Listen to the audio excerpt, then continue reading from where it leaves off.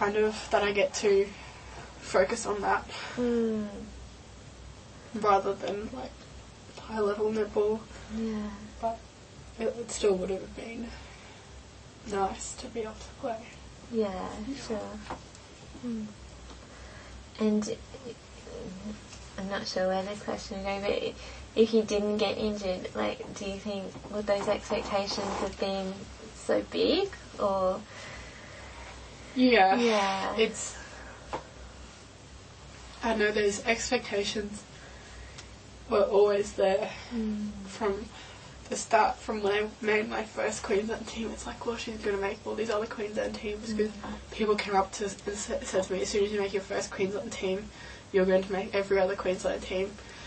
And I guess that was just kind of what was expected of me. Like, if there was a trial, like I had to make the team, basically. And if I didn't, well, she's like, I felt like people would just maybe think that I maybe was a bit overrated or something like that. Sure. But yeah, it was I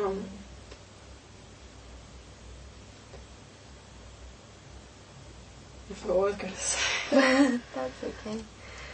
Was there a time before you got injured when you maybe didn't make a team, or felt like you hadn't met what people thought? Once I made my first Queensland team, like people said, I just kept making it, and it was something I expected of myself, kind of, to make them and always kind of be looked up to in that sense.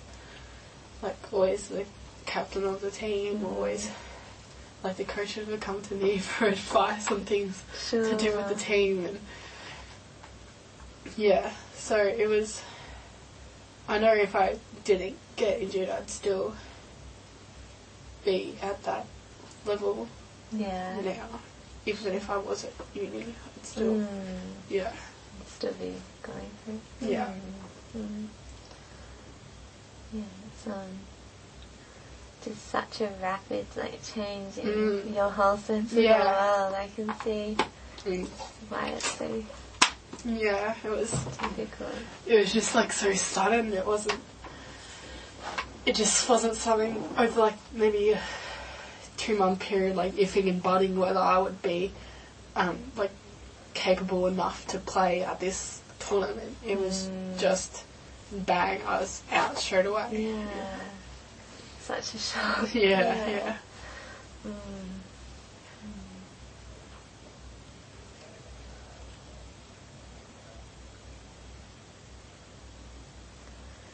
And when you think about your future now, what things do you see? It doesn't really involve netball at all. It's just academic, maybe going on to do my master's or PhD in something. That's just because I've always been I guess competent and capable in my schoolwork. I loved biology, and I did well in it, and so I knew that's what I wanted to do, and So there is a little bit of drumming outside of netball. Yeah. It wasn't much before the injury, but now it's basically everything in netball just takes up a small portion of it. Yeah. So you've got your uni and your biology. What other things have taken up a bigger portion? Probably my relationships with other people. Yeah. Like,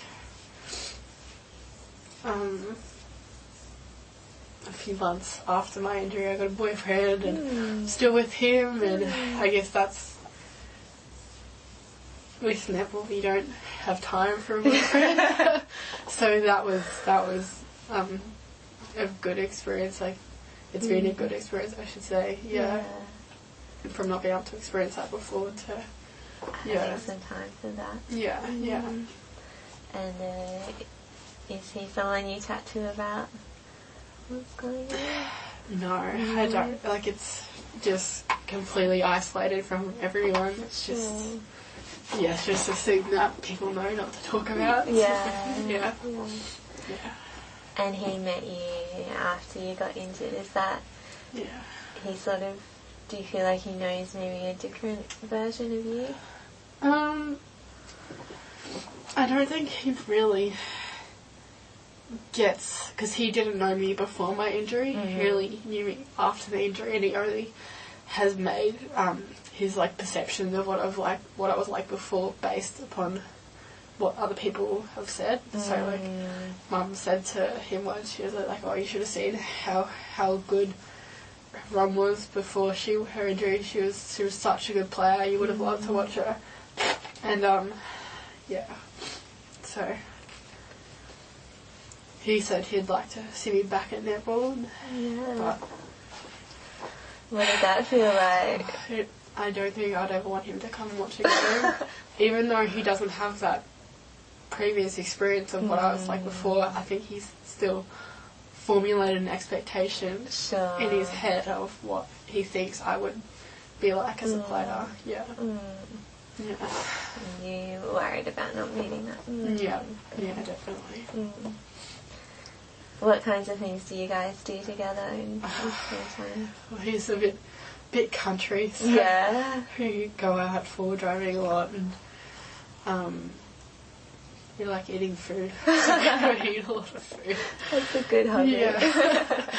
And sometimes we exercise together, but even exercising now is, I guess, a bit of a deterrent for me, because as soon as I start exercising, my parents can see that maybe I'm getting into shape to play netball again, and they're going to start talking about it again and really pushing it on me. So sometimes they like push me to go for a run or something, and I'm like, if I say no and like put it off, it means I put netball off longer.